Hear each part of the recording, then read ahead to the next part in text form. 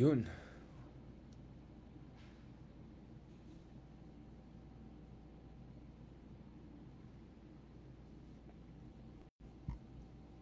Ayan na. Live na tayo dyan, mga kameta. Kamusta naman kayo dyan? Welcome back, mga kamets, dito sa numero uno political podcast. Podcast on everything that matters as far as national interest concerned. Sa sobrang mahalaga itong podcast natin, nag-rush pa tayo mag-shave tuloy. Medyo may injury tayo ng konti dito. Hopefully mag-heal yan in time dun sa mga medyo mga bigatin na kailangan natin, mga talks and all. By the way, of course, mga kameta, tomorrow, don't forget, live ang RRM, the biggest of Big R, Ronald Llamas, together with the yours truly and Mark Gamboa, extraordinaire. Bukas pag-usapan naman natin, guys, lahat ng mga pangyayari sa ating bayan. Kiboloy, Alice Go, hindi naman siya nakaalis na Go, Sara, Duterte, BBM, lahat yan pag-usapan natin. And interestingly, guys, we're gonna have a special guest. Ito po ay dating editor ng front page and opinion page ng The Global Times. Ito yung pinaka-propaganda newspaper ng minamahal natin na bansa, China, na may-ari ng TikTok na nanonood sa atin at baka masensor na naman tayo mamaya. So guys, ang dami natin pag-usapan. China, propaganda, disinformation, BBM. Speaking of disinformation kay BBM, ayan, nagpakita na kanina si BBM. Hindi ko alam kahapon, ang dami mga ka-DDS na nagme-message sa akin. Talagang mahilig talaga sa mga fake news ng mga kapatid natin. Talagang bati mga Marcos ay naging biktima ng disinformation. Saan ka pa, diba? First time in history natin, bati yung mga bati yung mga Marcoses, nadali rin. So nagpakita kanina si President BBM at nagpasalamat siya sa mga tao na may pake sa buhay niya na thank you nagtanong kayo. In the meantime, don't worry, buhay pa ako. Not a big deal. All good, feeling great, fantastic, tremendous, very strong, very young, very strong. Yan, bago natin pag-usapan si Alice Go. Ito po, nagsalita naman si because lumabas yung report. Yan ang kailangan ninyong bantayan. Do I look sick? Yan ang kailangan natin bantayan. Mga fake news na ganyan. Ayan. Naniniwala unless it comes from a credible source. Kalahin niyo, Marcos yan, ha? Kaibigan tumawag sa akin, okay ka ba? Wala, kalukuhan lang yan. You were in the palace sa bahay niyo kahapon, sir? I was in the most of Sige the lang. day, yes. I had a meeting in the Sige lang, morning. sir. I had a command conference with some of our commanders, and I spent the rest of the day reading Yun. papers and doing paperwork. Yan. Nagulat lang ako when they said that there was a medical emergency. Medical emergency. Ayan naman yung tao. Yung tao kasi niya nadadali tayo dyan, pare. It's totally and completely fake. I do not even I do not have anything wrong Yun. with me. In the pink of health. Thank you for your concern. Pwede na dyan, pwede na mag-Olympics sa sobrang in the pink of health. Hindi si Tiglao. Pero pag-usapan natin si Tiglao, hindi naman nagano yan sa China. Bukas natin pag-usapan yan, yung mga fake news peddlers, mga bayaran na propagandist yan. Hindi yung yan ang mga interview namin. Medyo choosy naman kami sa interview namin. Hindi naman sobrang Eto na guys, ayan, sa mga ka-DDS natin na excited, nag-post sa atin kahapon. Ayan, buhay na ba si BBM? Balita namin, na siya, last gasp na siya, konti na lang. Lilipat na sa kabilang mundo, yung mga ganun. Excited na naman yung mga ka-DDS natin na magte-take over na naman sila. Siyempre, alam natin sila mag-take over kung mawala yung number 1. Of course, mag-take over ang number 2. Ano ba? Code blue, code yellow, code charot, diba? Ayan, tuloy. Buhay na buhay. Ayan. Because lumabas yung Imagine nyo guys, Marcos, bantayan natin ang fake news. Yan ang kailangan natin bantayan. Mga fake news na ganyan. So yan, fake news. Unless it comes from a credible source. Credible source, absolutely. Ang dami kong kaibigan tumawag sa akin, okay Kalokohan lang yan. You were in the palace sa bahay niyo Oh, di kahapon, ba? sir. Talagang, I was in the... hindi ko naman code yan, pero code most of fake the day, news. Yes, I had a meeting in the morning. I had a command conference with some of our commanders.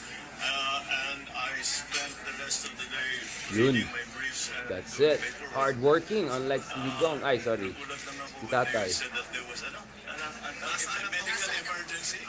Ayan, mo. Medical emergency. Sir, which is why we were Yung tawa eh. Diyan tayo madali. Gagamitin na naman mga ka-DDS natin. Mga ka-DDS, ba't iba naman Marcos binibiktima niyo ng fake news? Di ba talagang walang respeto? Parang dinunk mo with the tongue si Jordan, Michael Jordan. Parang gano'n ang nangyari. Parang andyan si Michael Jordan, tapos biglang nag-dunk ka na labas dila, ganyan. Tapos ginanon mo si Michael.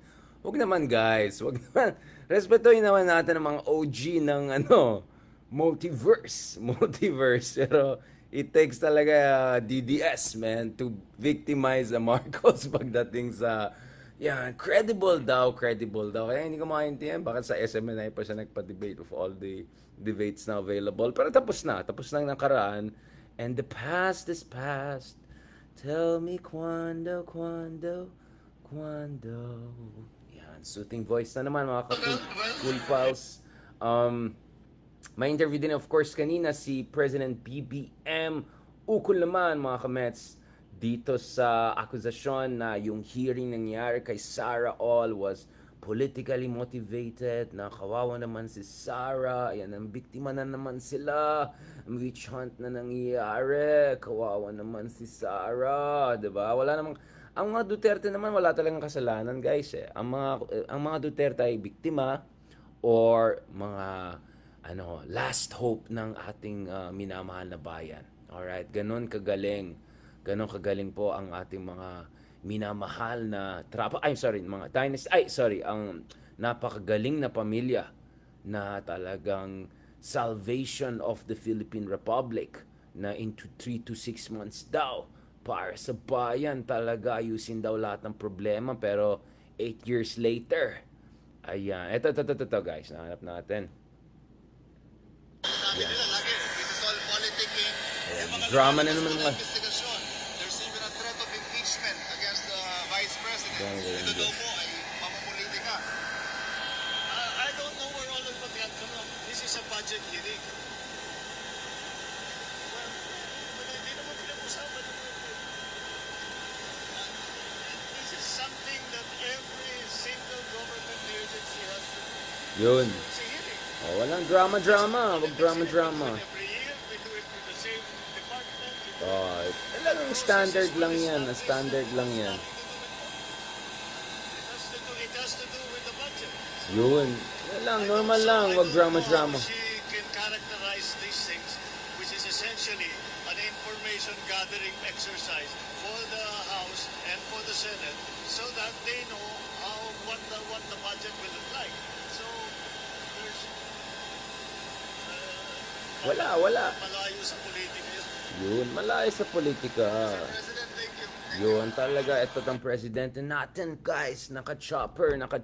Speaking of chopper, nahuli na po yung yung may walang McLaren pero may chopper. Ito na guys. Kaya kanina nag-post tayo ganito.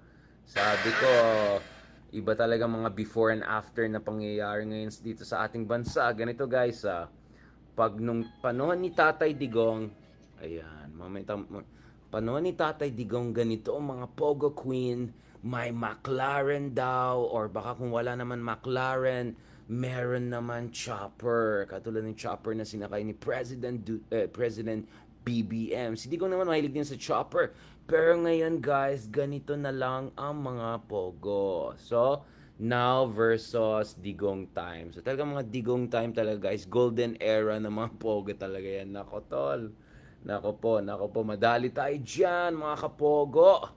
Mga kapogo, lalo yung mga mahilig sa mahilig sa Pogo na yan. Mamaya papunta na naman tayo dyan sa supranational conversation. Of course, ito guys, nahuli na itong Pogo Queen. etong dating ex-mayor ng Bamban. Ayan, shoutout naman dyan sa mga kabambans natin na mahilig sa Chinese mayor. Ay, sorry, sa mahilig dito sa magaling na mayor. Ay, sorry, dito sa Pogo Queen. Yan, shoutout naman dyan. Yan, dati, party, McLaren, nung si Digong ang presidente. Ngayon, Shimenot McLaren, Shimenot Chopper, and Shimenot. Kasama dyan siya Shimenot kasi may nagtanong kanina. Kanina talaga mga tao. Palabiro talaga mga Pilipino. May nagtanong dyan, guys. Makukuha ba ni Alice Go ang kanyang mga freebies na pinangako sa kanya ng, alam nyo guys, yung tayo na usong-usong mag-offer ng freebies sa mga kumpanya. Lalo, syempre, with the whole Kaloy thing and Olympics thing. Tapos, mamaya, may nagtanong na, ika-claim ba ni Alice Go yung mga free items na dahil nahuli na siya? Walang iya talaga mga tao. Ayan na, mga nagtatanong na itong mga kaibigan natin kung makakaroon na rin ng freebies. Ano yung feeling Kaloy? Hindi, pero in fairness, was it Brothers Burgers? Sino yung mga yan Brothers Burgers? Diba? Nag-offer sila ng free. Like, sobrang nagtatroll din. Akala ko ako lang nagtatroll. Walang iya, pati itong mga kumpanya. Kahapon, dumaan ako, hindi kahapon, nung weekend, dumaan tayo sa Brothers Burgers. Sabi ko, baka naman, malapit na magpahulit. Napakasarap pa naman ng Brothers Burger. But guys, malay natin, may Brothers Burgers branch naman dyan sa Indonesia kung saan nahuli. Baka na-claim niya sa Indonesia. Tuloy. Ayan, nahuli tuloy si Madam. Kasi kiniklaim ang... Ayan, talagang kiniklaim ang Brothers Burgers in Indonesia. Terima kasih. Ayan talaga tayo. Nahuli sa Indonesia. Wow, talagang katas ng Indonesia, guys. Kaya kanina nagbibiro ng tao. Papunta na tayo dyan kay Kipoloy. Baka kaysa Amerika or FBI, para hindi wala naman masabi na naman itong mga ka-DDS natin. US proxy war, yung mga ganun-ganun. Tapos may mga walang hiya pa silang yung mga analyst, kunyaring analyst daw na expert na mukha naman adik-adik lang dyan na tapos sasabihin nila proxy war, yung mga ganyan. Yan, yung mga drama na yan. Yan, sabi nila, Indonesia na lang para ASEAN, para wala ng white imperialist charot, diba? Para diretso na guys, para mahuli na yan sila Kiboloy. Ayan, si Alvin Dedicated. Ay, papangalan pa lang, fake news ka na. Naman dyan. Okay, balikan natin guys itong, of course, nahuli na si Alice Go. For me naman, it was just a matter of time. In the sense na nahuli na si Cassandra Ong. At si Cassandra Ong kanina, pinagalitan tuloy ni Congressman Zia Bersaon na masyado kang pa-cute. At katulad ng pinag-usapan natin ng isang araw guys dun sa, saan ba yan? Katulad ng isang araw na pinag-usapan natin dun sa RM natin, nakita na naman si manager, si Models of Manila manager Mark Gambo, immediately napansin niya, ay may tsura, medyo matipuno, mga ganun, pwede nang yan, K-pop yan, ganun, sabi ko, yan na naman tayo, tuloy, siguro narinig din niya itong Cassandra Ong na to, kasi kaya nagpa-cute pa dun sa mga congressman, na mahilig sa mga pa-cute.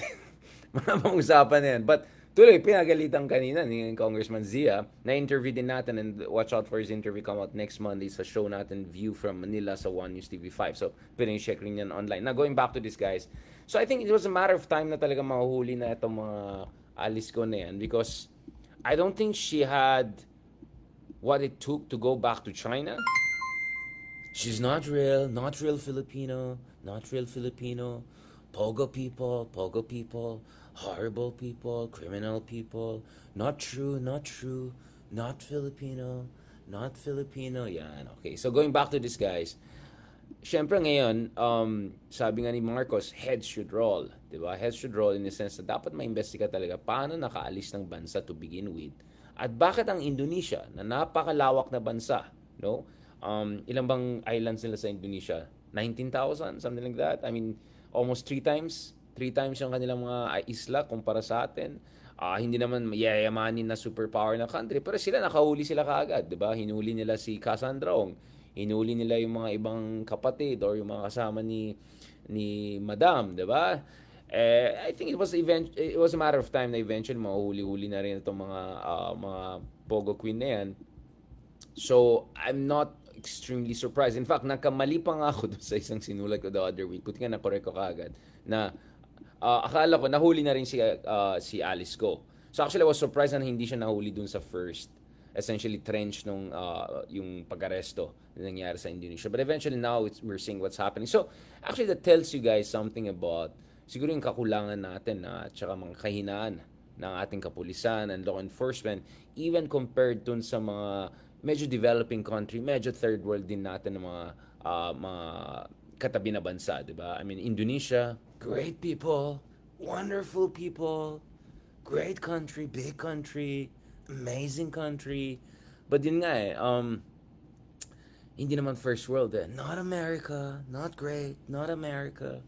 So, I mean, I think that tells you na talagang we have to look at things. Now, speaking of the Philippine National Police, si General Torre, who we actually interviewed the other week, and that was the time na papasok na sila sa compound ni Kibuloy, kingdom ni Kibuloy. Medyo aminado na medyo hirap din sila kapos sila. Hanggang ngayon, naiwala kami na nandyan siya, tinatawanan kami, sige lang, there's always time for everything, darating at darating, mahuli rin natin yan. Just a matter of time. Ito po yung sinabi ni Chief Police Brigadier General Nicolas Torre III dun sa press conference kahapon. Alright, nandyan siya sa loob at paikot-ikot lang dyan. So mukhang they have certain intelligence, certain equipments, hindi naman siguro ganun, na nalaman nila anong pangyari. So siguro ang concern talaga guys dito is they're trying to siguro avoid a violent situation na kung saan ma-injury bang tao. I mean, kung totoo ka naman naniniwala kay Jesucristo or totoo naman may pananampalataya ka, siguro naman iisipin mo yung kalagayan ng iyong mga followers at ayaw mo sila mapahamak. But pag pinag-usapan ng mga self-proclaimed na tao, ibang usapan yan. So siguro yung concern din dito ng Philippine National Police is alam nila nandyan siya sa loob, but what would it take for him to be apprehended? Kung may arrest warrant ka, kailangan nakita mo yung accused na pumasok dun sa building, and of course, papasukin mo yung building and then magpaalam, announce your authority. Ito naman sinabi ni Torion. Kung may Torre, tapos Torion. Ito po yung legal counsel ng Kibuloy's kingdom, right? So, kini-question niya. Sabi na essentially in English, if you have an arrest warrant, you must have seen the accused enter the building, and of course, if you enter the building, ask permission, announce your authority. Kung wala doon, hindi ka authorized ng batas na mag-conduct ng intrusive search. From day one, they have been conducting an intrusive search. So mukhang yun po yung strategy ng Kibuloy people.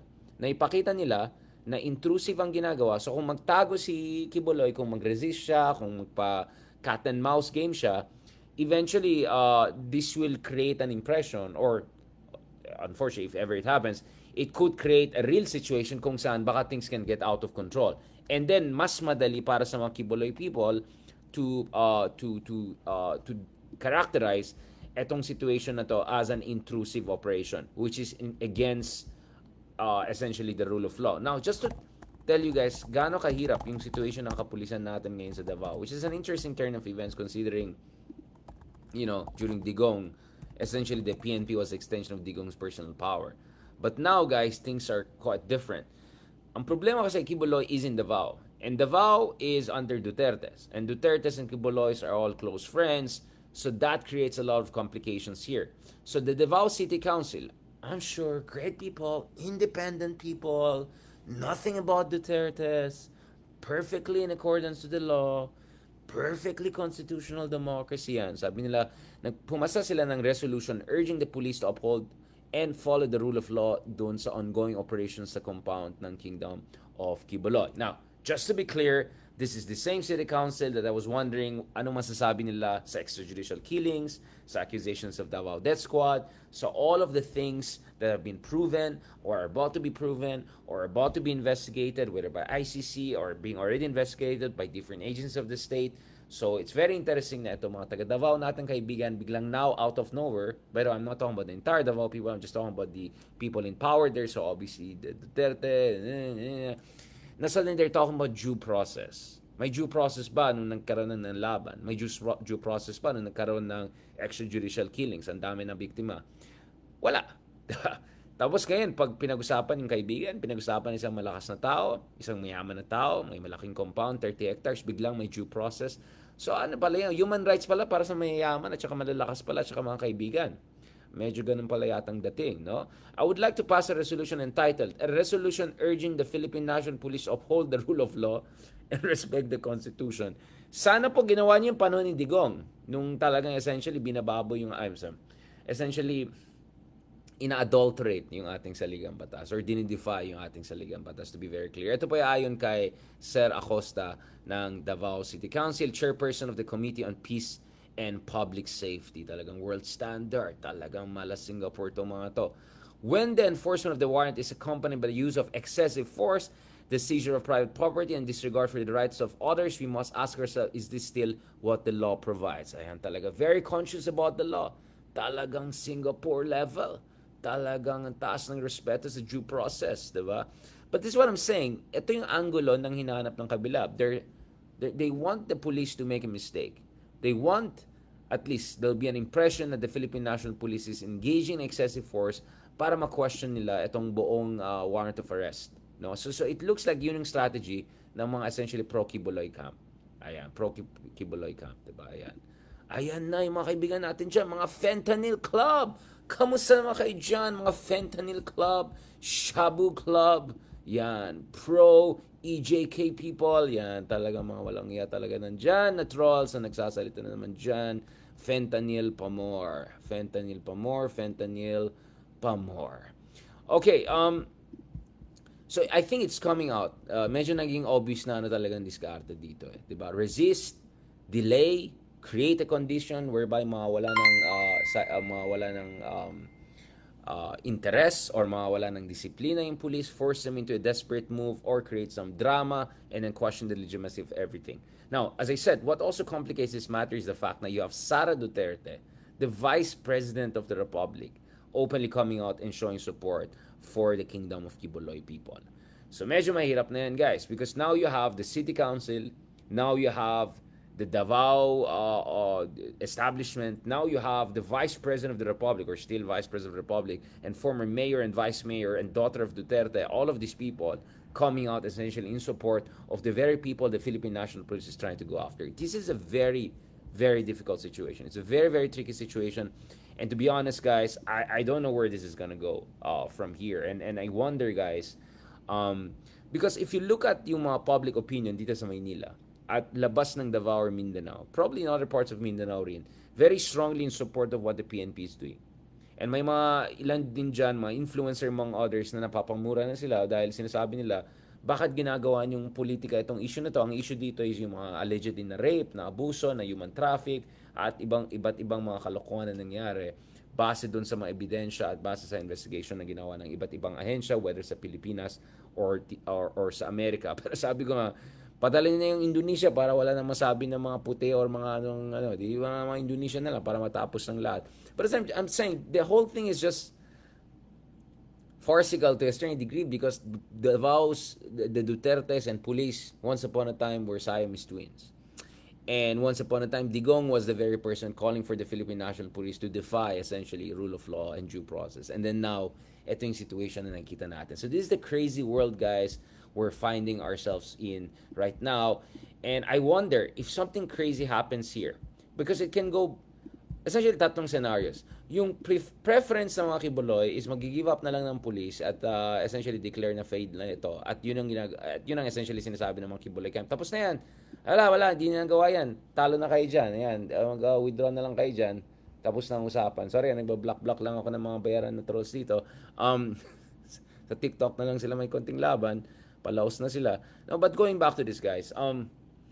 Yeah, I mean, eto na talaga. So, one scenario is they're hoping mag-give up na lang ang kapulisan. But, katulad ng sinabi ni General Torre, after nakaalis na si Alice Go, after hindi pa nahuli si Bantag, ang laki ng pressure sa Philippine National Police to produce something. And I think there's a lot of pressure also on President Marcos Jr. to produce something on this front. Not to mention pressure also from our allies abroad and friends. Ayan talaga yung mga talagang trolls. Thank you so much. Thank you for your engagement. Great engagement. Thank you. Ayan, yung mga Shimenot, Chanel people natin. Thank you so. Medyo late ko na post yan kasi napaka-busy natin. Nahabol ko lang dito. Ayan, ayan naman sa pang troll. Yun. Ay, nagtatroll ka ba or is that a compliment? Kakaroon ng dimple. Oh, pumayat tayo ng because of, medyo strict regimen, 1.5 meals a day, minsan 1 meal a day lang, tapos, yung mga post, mamaya mag-post na naman tayo dyan sa mga trolls natin. Okay, balikan natin guys. So that's one scenario, but I'm saying it's kind of unlikely, medyo wishful thinking yan. Pangalawa, the scenario is actually something will happen, mahuli si Kibuloy, pero maging masyadong violente ito. And then in that situation, guys, pag nagkaroon ng violence yan, and then the lines will be drawn in ways that, could go very, very wrong, right? So obviously the government will come to the rescue of the police and try to defend the operation, and then the other side, pa-biktima, pa-kawawa effect, and then it can snowball from there. And then there's a third scenario, magsusurrender si Kibuloy, he will just accept his fate, eto na, it's just a matter of time, si Alice ko nga nahuli na, baka hindi niya na makuha yung Brothers Burgers niya, kailangan ko na magpa-surrender na dito. At nagpapadala ng feelers talaga yung mga Kibuloy camp na baka gusto nila mag-surrender. Siguro ang issue lang nila dito is natatakot sila na ma-extradition siya sa Amerika. Siguro ang gusto niya extradition sa China. Extradition sa Amerika. At base doon sa interviews natin. And here you see the difference of opinion. Ang position ng people like si Ronald Llamas is that hindi naman issue yan. At saka, he's not in position to even negotiate. And then people like Justice Carpio was saying, talagang kailangan dalhin yan sa Amerika dahil may kaso na sila, everything is clear. Talagang yayarin talaga siya dyan kung talagang may basihan yan. But there could be another scenario, this will move forward smoothly, he will eventually surrender, and then the Dutertes will wonder what's gonna happen next. Now, obviously, there's a conspiracy theory na since administrator si Digong, if mawala si Kibuloy sa eksena, sino magmamanage ng kanyang maybe actually it's not the worst thing for Dutertes. But a psychological barrier will be broken. A precedence will be set. And baka lalo maengganyo ang ating kapulisan, ang administrasyon ng mga others to push the envelope, including going after Dutertes, especially if a red notice is issued by the International Criminal Court or the investigations by the Quadcom in the Congress actually produce some definitive ruling dun sa alleged involvement of some people in Davao or close to the president in illegal activities, whether it's drugs, whether it's extrajudicial killings, among other things. So pwede magkumpul-kumpul yan. So that's why this is not really just about Kibuloy. This is still about the fight between Duterte and essentially the ruling establishment. And speaking of the Duterte side and ruling establishment, their fight, please lang, wag niyo ako idamay dun sa mga away niyo, okay? I've criticized the Marcoses based on facts, and my position is absolutely clear. Na pagdating sa human rights violations ng martial law and all, we have to come clean on historical facts and correcting those historical injustices. Yung mga walang yan natin na kaibigan na tumulong dun sa Uniteam dati at pinabalik ang mga Marcoses dati, ngayon biglang galit sa martial law, biglang human rights, biglang drama, biglang ginagamit yung mga sinasabi ko to try to say what? May mga kasyungan, may mga pinanggagawa ng mga tao na ngayon. Parang, kayo ang nag-Uniteam, kayo ang nagpanalo, ginusto niyan. So, kung ngayon nangyari sa inyo yan, bahala kayo sa buhay nyo, ginusto niyan. Alright? Huwag nyo kayo damay dun sa drama nyo. Okay? Huwag nyo kayo drama because my stance has been absolutely clear. The Marcos dictatorship did horrible human rights things, was a horrible economic disaster, but on foreign policy, not too bad. See? Facts-based analysis. And then, of course, going to BBM, again, he has to come clean on these issues, but at the same time, he's nothing close to what many people feared in terms of becoming another dictator. And also, he's nothing close to replicating Duterte and becoming Duterte 2.0. Hindi siya tuta ng China, no offense. Hindi siya yung en masse extrajudicial killings. Hindi siya yung openly attack at pinapasara yung mga media channels. No, we don't see any of those things. Does that make him ideal? Perfect? Of course not. Of course not. Ang dami mga issues na pwedeng pag-usapan, including yung PhilHealth issue na pinag-usapan din natin. So, wag na ako damay sa issue niya, sa mga drama niyo. Yes, totoo yan. Sinabi ko noon. At sana kung magko-quote naman kayo sa akin, ayusin niyo naman yung grammar niyo. Kasi tama naman yung grammar ko nung sinabi ko, tapos i-quote niya ako, mali pa yung grammar. So, at wag niyo i-take out of context yung mga pinagsasabi natin. Alright? Yes, I said na malaki yung contribution ni Sara Duterte sa pagkapanalo ni Marcos. So what? So that means that Marcos owes everything to the Dutertes and that Marcos should just say yes, yes, and whatever they want, and that Marcos has to continue and be tuta of Dutertes? Of course not. So when our ka-DDS friends, make drama about, taksil, yung mga ganyan, wala, ginusto yan. Ba't kayo nag-team up sa Marcos? OG mga yan. Pangalawa, you think mabudol mga Ilocanos? Excuse me. Mahirap mabudol ang mga Ilocanos, alright? Pangalawa, actually, tama yung ginagawa ni BBM. Bakit niya ituloy yung mga kapalpakan at mga kasyungan ng dating administration? Bakit niya ituloy yung mga bagay-bagay na sinisira yung imahe ng Pilipinas, sinisira yung rule of law in the Philippines, sinisira yung investment confidence, all of mga kapalpakan na ginawa ni Digong nung time na yan? Bakit niya gagawin yan? At pagdating naman kay Sara, obvious naman, hindi talaga siya, no offense, as the way she's right now, hindi yan pang national leader. She doesn't have the right team, she doesn't have the spontaneity and wit of her father. I just don't think she has what it takes. Now, you can talk about some of the service saying she's this and that, but sorry, Tulfos pa lang medyo wala na, diba? Talo na kayo dyan. So, I'm just saying, there's a lot going on here. And if minsan medyo palaban tayo at lumalaban tayo, is because I fervently believe, again, I appreciate yung mga kaibigan natin dyan nagsabi, Richard, wag mong patulan, not worth it. But actually, I do genuinely believe, and I've been vindicated over and over again, na truth will prevail if you fight for truth. If you fight for truth. At marami sa ating mga kababayan, unfortunately, they don't understand issues fully.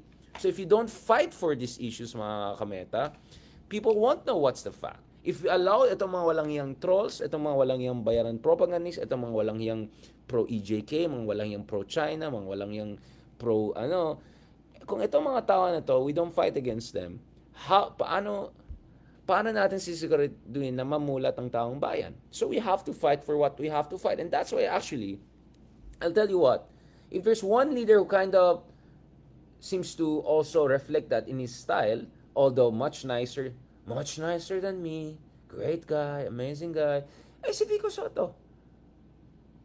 Look at Mayor Vico, right? Look at Mayor Vico, how he confronts itong mga itong mga fake protesters, diba? Alam niyo naman yung kalagayan ni Vico Soto, diba?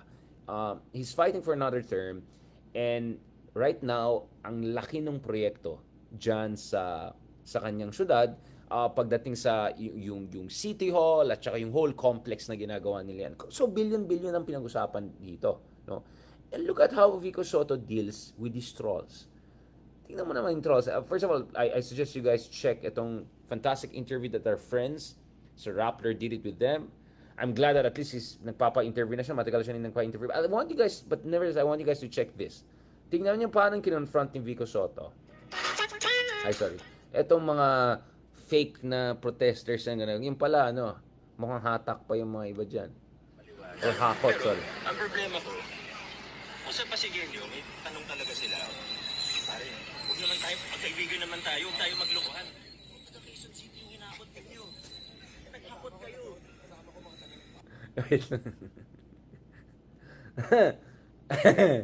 Ayos yung ginawa. Wait, pakita natin ulit guys Parang magbubudulan. Tayo maglokohan. Taga Quezon City yung hinakot kayo. Paya niyo yung mga Maliwanag. mga... Ang problema ko, kung sa Pasigenyo, may tanong talaga sila. Pare, huwag naman tayo, magkaibigan naman tayo, huwag tayo maglokohan. Taga Quezon City yung hinakot kayo. Naghakot kayo.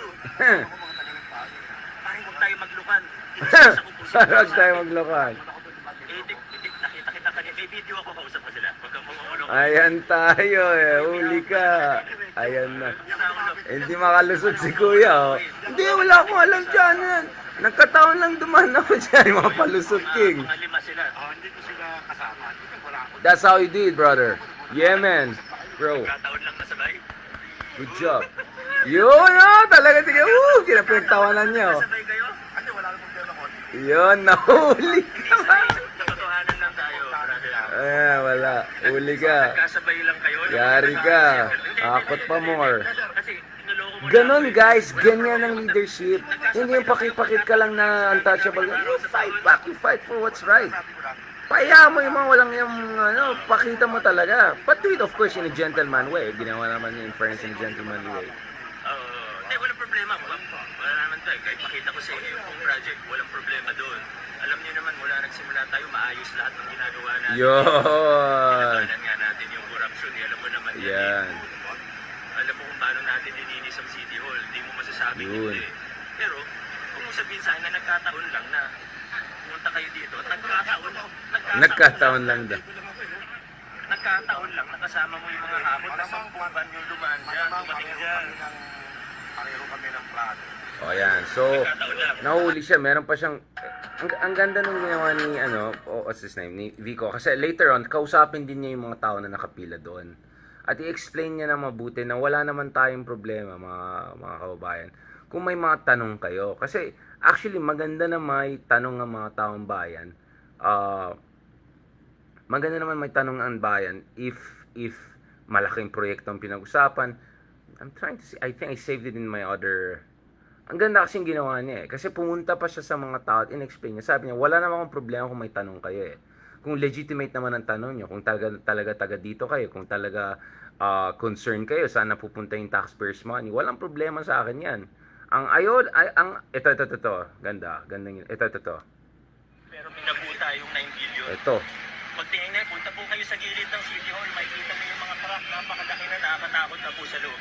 Marami naman po, kung sino po yung mga taga-Pasig dito, nakikita nyo naman po kahit sa loob. Pero alam ko po, yung iba sa inyo galing QC at Caloocan. Sino po galing QC? Yun, kita mo ha. Kung sinong galing Caloocan? Wala, taga-QC, mga taga-QC. Yan, mga taga-QC po sila. So yan po, mga hapon siguro ng St. Gerard dito. Kita nyo po yung mga dirty tactics. Pero Yun, yung mga dirty taga-Pasig, pero tactics. kahit po dami naman akong kaibigan dun eh. Wala naman po problema kung may tanong po kayo. Willing po ako kasi tayo, bukas tayo. Sa totoo, gusto ko nga po nagtatanong mga tao, ibig sabihin may pakialam sila. Pag hindi nagtatanong, ibig sabihin walang pakialam. Yun, ganda na explanation niyo. Wala tayong problema ng tatanungan tao. Dapat lang, reality mo, sincere. Kaya tama lang na magtanong ang mamamayan. Tama lang po na magtanong ang mamamayan. Pero, Galing. huwag po sana na dahil sa masamang politika. Yun. Okay lang magtanong kung totoo yung tanong. Yun. Pero kung dahil po sa politika, na gusto nila, sila yung may hawak ng project. Yun, alam na natin sinong pinag-usapan dito. Yung mga trapo, mga dynasties na ayos sa kanya, na gusto nila bumalik sa pwesto. Ibang-usapan po yun. Exactly, Kung man. tanong na totoo, Yes, brother. tanong na gusto malaman saan ba mapupunta yung pera, okay lang yun. Hindi ako magagalit pag may magtanong. Kasi kung ako, gusto ko rin malaman. Tatanungin ko rin po yun. Maganda naman po may pakialam ang mga kapwa natin Pasigueño. Pero kung nagbabayad ng troll farm sa Yun. Facebook, Sige, booking mo na. nagbabayad para mag-attend ng rally, Yun. masama po yan. Diba? Hindi po maganda yan. Tanong, ba't kagagastos ng ganun kalaki? Sayang. Para sa ganun. Diba? So, Sir, sorry. Nasaan po yung organizer? Yun. So, tignan mo guys, ganun. That's what I'm talking about. Hindi na pwede yung style na, I don't stoop down to their level. Hayaan na lang natin, the truth shall prevail. You have to fight for truth so that it prevails. Alright? You have to confront people. Dapat pumunta ka. At saka, ang ganda ng ginawa ni Vico. So, in-explain niya, wala naman tayong problema kung may tanong kayo. In fact, gusto ko nga may nagtatanong kayo para naman pag-usapan natin yung mga proyekto natin para wala nang bahid ng duda. Para alam ng tao saan napupunta yung pera ng kaban ng bayan. Para alam ng tao bakit tayo gumagastos ng ganitong mga proyekto. At more than happy ako na explain sa inyo dahil sincere naman tayo. Maganda naman itong proyekto natin. Maganda naman ang intention natin dito. So, ganon. And then you confront it. Kung nagbobola ka pala, alam mo naman kung huli talaga, bookingin mo talaga para wala na silang, para matakot, para mahiya na sila, 'di ba? Kung mga hakot king na 'yan, at saka mga troll farms at fake protest at mga ganun, dapat labanan mo. You show spontaneity, you show strength. That's how you do it. Kaya kudos to Vico Soto because this is what I've been saying for a long time. Dapat dynamic, dapat responsive, dapat interactive. Medyo konting bardagulan but medyo gentleman pa rin. Ayos. You tick all the boxes. Dapat ganun guys ang approach natin dyan. Hindi ko alam kay Tatay Digong style. Hindi ko rin alam dun gusto ng mag-vlogger ng iba or gusto ng pakipakit ng iba. But anyways, this is what I'm saying guys. Dapat courageous ka, dapat spontaneous ka, dapat dynamic ka, at dapat malinis kang leader. Alright? Malinis kang leader. Ang pinakaayoko yung mga walang yung daming satsat, yung pala mamatay tao, kurakot, kung ano nang ginagawa. Etong tao malinis, maayos ang ginagawa, matino ang intention sa bayan at saka sa kanyang syudad, at hindi na natakot na lumaban para sa katotohanan. Ganito po dapat ang brand of leadership na meron tayo sa ganitong panahon. So kudos to you, Mayor Vico, and sana tuloy-tuloy lang ito. And in my own little ways, guys, we're trying to promote this kind of dynamic leadership. Hindi lang good leadership or clean leadership, dynamic leadership po ang kailangan natin yan. Exactly, may nagsabi Ramon Magsaysay said, yeah, we have to do that. At bata pa lang, he's even younger than me. Early 30s pa lang siya, di ba? So I'm very glad to see this, and I hope to see more of this. At maraming salamat sa ating mga kababayan na sumuporta sa atin sa mga platforms natin. Malapit na tayo mag 100,000 followers dito sa YouTube. Malapit na po tayo sa tuloy-tuloy lang sana i-follow niyo yung channel natin sa YouTube. 98,000 na tayo ngayon. Konti na lang, guys. Richard Haydarian Vlogs, mag 100,000 na tayo para legit na tayong YouTuber at ma-verify na natin yung account natin. And of course, as more support comes in, we're also able, guys, to produce better stuff, to get more support for producing greater stuff. Thank you so much sa lahat ng mga kababayan natin, supporters natin na nagbibigay ng support sa atin, moral support, spiritual support, prayers, love, stickers, stars, whatever, good ratings, more direct than others. All of these things we really, really appreciate. Ito po ay ating maliit na komunidad.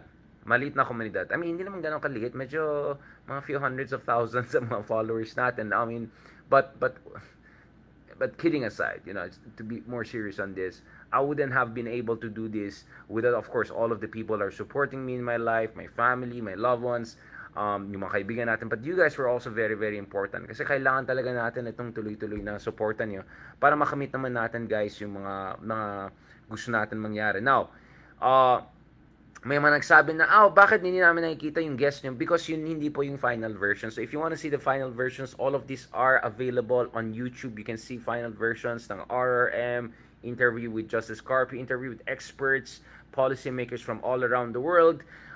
So you can check them out here.